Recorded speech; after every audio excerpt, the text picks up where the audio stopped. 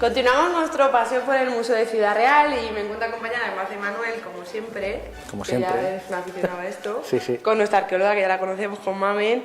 Y bueno, estamos en la primera planta, la planta baja, que vamos a visitar desde el Neolítico a la Edad Media. Mamen, digo bien, ¿no? Eso es. Y bueno, no podemos empezar sin conocer tu caja.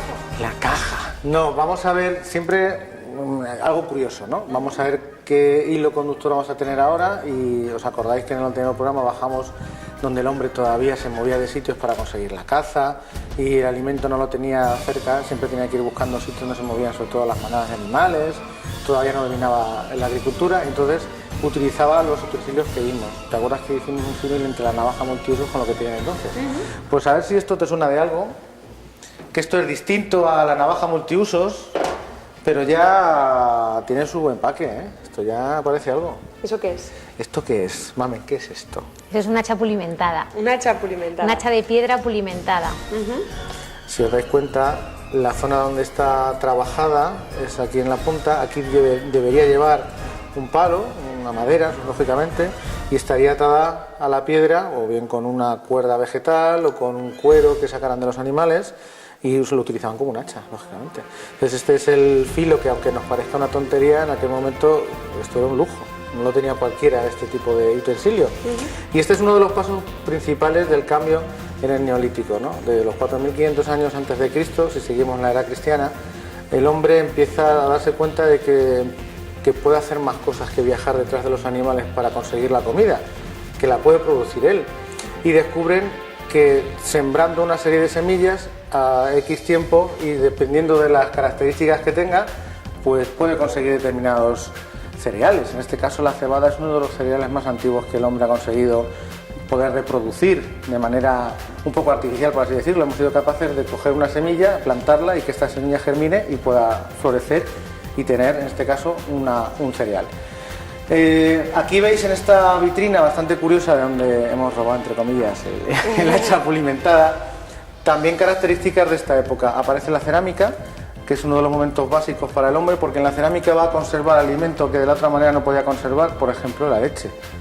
Por ejemplo, si cogemos agua, que el agua esté más fresca, que aguante más tiempo, que no se pudra, ¿no? Entonces, la aparición de la cerámica es uno de los pasos primordiales que tiene del paso del nómada sedentario. Y aquí tenemos unos pequeños utensilios que los puede explicar más mejor que yo, donde se ve ya mejor la calidad del tallado que tienen ya nuestros antepasados, ¿no? Bueno, pues aquí podéis ver, por ejemplo, punzones de hueso o espátulas. Se utilizaban para diferentes actividades o acciones, ¿vale? Sobre todo, pues como veis, es hueso y está también pulimentado, igual que la piedra. El hecho de pulimentar supone, decirlo de una manera fácil, es alisar el material, y normalmente se hacía o con arena o también se podía hacer con algo vegetal a base de frotar hasta que conseguíamos que se quedaba lisito. En algunos sitios, aquí no es el caso, pero incluso podemos ver estos útiles tallados y con algunos dibujos, y aquí pues vemos otras hachas pulimentadas de diferente tamaño. Pero la piedra la utilizaban para cortar, para comer, para desgarrar, incluso para construir su propia vestimenta, es decir, utilizándolo como una especie de aguja, utilizando las propias cuerdas vegetales, como es en el dibujo donde aparece el pastor con sus primeras prendas de ropa, que sería pues la propia piel de la oveja con la lana, y el cuero que también se recupera del animal, y que gracias a ese cuero, que ahora tenemos unas botas preciosas, nosotros seguimos manteniendo esa tradición, que fíjate, 4.500 años antes de Cristo hasta ahora ha llovido un poco. Y ha llovido, y gracias a eso el hombre tuvo que mejorar su técnica. Antes, en una choza como la que vimos en el otro edificio, podía llover y nos mojábamos perfectamente. Y aquí ahora tenemos la suerte, que lo vais a ver mejor ahora cuando veamos la nueva casa, ¿no? Ahora que estamos con problemas inmobiliarios en España, esto podría ser la solución para muchos de nosotros que estamos pagando un hipotecón. Bueno, ¿en qué consiste esta vivienda? Como veis, sencillo, porque no tenían otra cosa, pero ya empiezan a recubrir las paredes de barro. Las casas que tenemos en La Mancha, que tienen adobe, nos recuerda un poco este revestimiento, es decir, el barro también es un buen aislante y mantiene la temperatura dentro que nos interesa mantener. Es decir, si queremos calor, dejamos un fuego en el interior. Si ventilamos un poco el techo para que pueda salir el humo, o incluso una puerta de entrada, una pequeña ventana para que se ventile, y mantiene la temperatura mejor que si solamente es madera o es ramas. Entonces el barro, igual que mantiene el calor, mantiene el frío en verano, que nos interesa tenerlo. Se dan cuenta ya que cocinando les dura más el alimento, la carne, entonces se cocina más el alimento que anterior. Vemos ahí, por ejemplo, sal.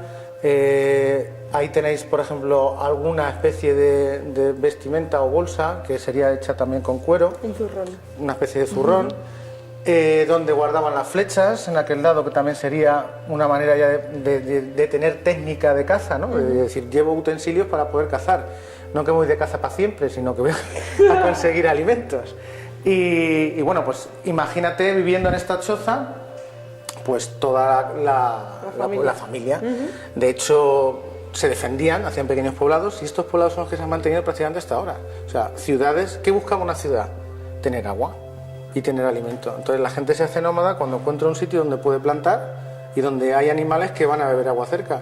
Luego las grandes ciudades que conocemos actualmente han sido seguramente neolíticas. ¿Por qué? Porque tenían un lugar cercano a un río, a una zona rica en cereales o una zona rica de animales. ¿Qué piedras podíamos ver allí? Que yo creo que Mamen ya tiene ganas de contarnos. Bueno, pues aquí un poco más de aquello, pero bueno, vais a ver unas piezas que para mí desde el punto de vista arqueológico son excepcionales. Pertenecen al yacimiento de Cerro Ortega de Villanueva de la Fuente. Y bueno, parte de ellas, y como veis aquí, pues podemos ver puntas de flecha, láminas de siles. Esto, el material donde se hace, el tipo de piedra se llama siles, más hachas pulimentadas. Y sobre todo aquí, como curiosidad y como algo que me parece que refleja la técnica que ellos tenían, pues tenemos unas espátulas, como veis ahí, algunas que imitan como a unos idolillos, trabajadas, esto que podría ser de una aguja, todo ello en hueso. Y bueno, como digo, pues esto representa pues la perfección que consiguieron en el trabajo de ciertos materiales como es el hueso o la piedra.